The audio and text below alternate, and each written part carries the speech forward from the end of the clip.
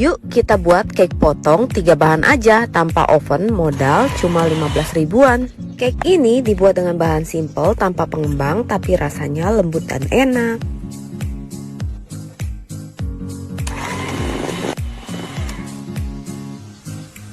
Untuk tepungnya saya menggunakan tepung terigu Sania yang putih dan halus sehingga tidak perlu diayak. Tepung terigu Sania bikin adonan mudah diaduk dan hasil kue mengembang sempurna.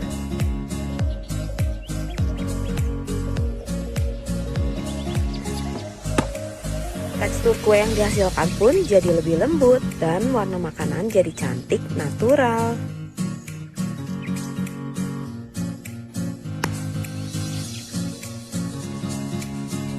Nah, udah jadi nih cake cantik dengan modal ekonomis, cocok banget buat ide jualan. Selamat mencoba.